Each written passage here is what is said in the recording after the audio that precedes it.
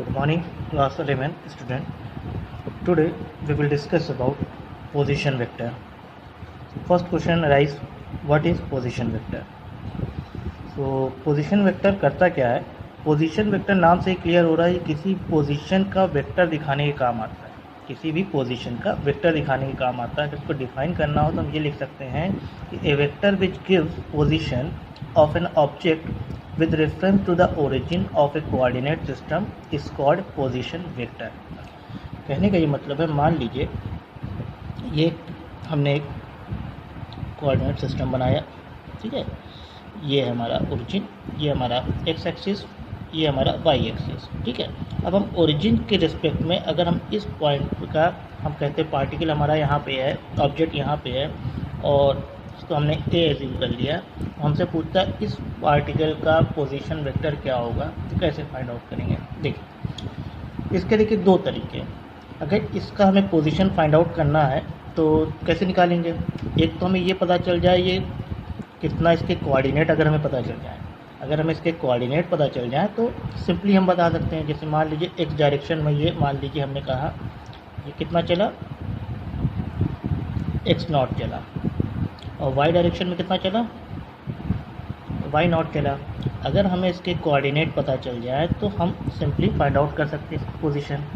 दूसरा क्या तरीका है, दूसरा तरीका ये है कि अगर हम इस ओरिजिन पॉइंट से ए के बीच में एक स्ट्रेट लाइन ड्रॉ करें, मान लीजिए, और ये एंगल, ये डिस्टेंस यहाँ ओ से ए के बीच का डिस्टेंस और ये एंगल थीटा अगर हमें पता चल जाए कि यहाँ से यहाँ तक कितना जा रहा है और कितने एंगल पे जा रहा है, तो हम सिंपली इस पॉइंट पे पोजीशन फाइंड आउट कर सकते हैं इसका पोजीशन वेक्टर, ठीक है ना।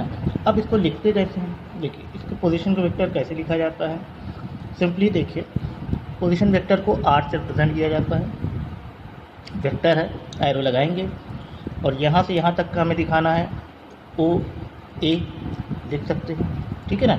अब कैसे लिखेंगे, अब इस डायरेक्शन में एक्स एक्सिस के अलॉन्ग डायरेक्शन में कितना मूव किए हम, एक्स नॉट, ठीक है ना। और साथ ही साथ एक्स डायरेक्शन के अलॉन्ग यूनिट वेक्टर लिखते हैं तो क्या लिखते हैं, आई के साथ आई कैप लिखते हैं, प्लस वाई नॉट चले हम लोग वाई डायरेक्शन में, और वाई एक्सिस के अलॉन्ग जो यूनिट वेक्टर लिखा जाता है वो कैसे लिखा जाता है, जे कैप, ठीक है ना।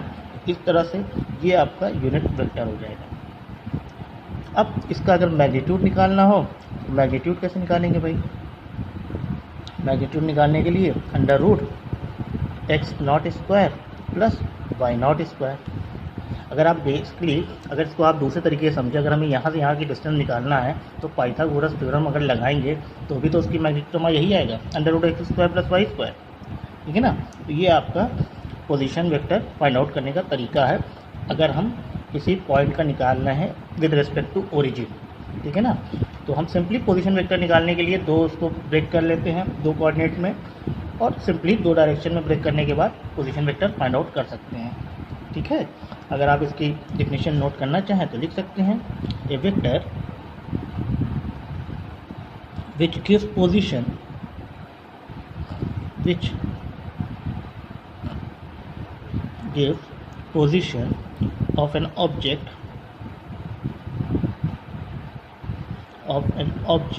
with reference to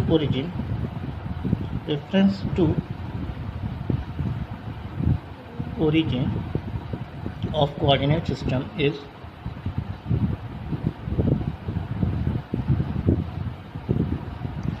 called position vector, is called position vector।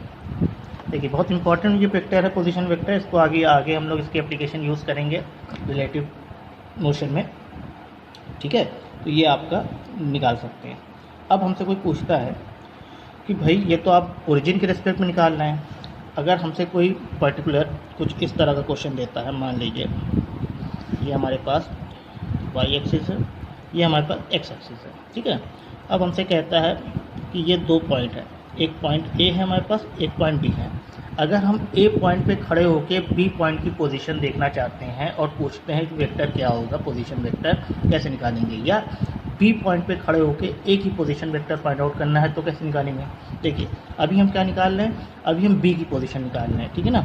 अभी हम किसकी निकाल रहे हैं, बी की पोजीशन निकाल रहे हैं, position vector of B when seen from A या विद रिस्पेक्ट टू, तो हम इसको लिख सकते हैं position of B with respect to A. यहाँ पे अब ओरिजिन के रिस्पेक्ट में बात नहीं हो रही, अब हम किसी एक पर्टिकुलर पॉइंट के ऑब्जेक्ट में रेफरेंस ले रहे हैं और दूसरे पॉइंट पे हम देख रहे हैं, ठीक है ना। इसके लिए सिंपली कुछ नहीं, देखिए इसको आप जिस पॉइंट पे आपको देखना है, जिसकी पोजीशन निकालना है, आप उसको एरो से दिखाइए। भाई हमें यहीं की तो पोजीशन देखना है, तो इसीलिए हम यहाँ पे खड़े हैं, यहाँ की पोजीशन देखना है तो हम यहीं तो जाएंगे ना, देखेंगे ये एरो। तो देखिए आपको कल हमने बताया था कि देखिए इसमें वेक्टर में ये वाला पार्ट, दो पार्ट होते हैं, एक होता है हेड और एक होता है टेल, ठीक है ना। तो इस तरह के क्वेश्चन को सिंपली सॉल्व करने के लिए अगर पोजीशन वेक्टर निकालने को आता है तो आप क्या करें, आप हेड के कोऑर्डिनेट को टेल के कोऑर्डिनेट से माइनस कर दें और सॉल्व करें। सिंपली कैसे निकालेंगे, मान लीजिए ए का कोऑर्डिनेट मान लीजिए हमने कहा एक्स ए वाई ए और बी का एक्स बी वाई बी, ठीक है। अब सिंपली आप सॉल्व कर लीजिए। हेड का कोऑर्डिनेट कितना हो जाएगा भाई, हेड माइनस टेल, तो ये आपका हेड है एक्स बी माइनस एक्स ए और एक्स के अलावा हम लोग आई कैप लिखते हैं plus Y B minus Y A J cap. इस तरह से हम लोग पोजीशन वेक्टर निकाल सकते हैं, position of B with respect to A, ठीक है ना। अगर इसका हमें मैग्नीट्यूड निकालना हो, तो क्या हो जाएगा, under root X B minus X A का whole square plus Y B minus Y A का होल स्क्वायर, ठीक है। ये आपका पोजीशन वेक्टर है। Thank you.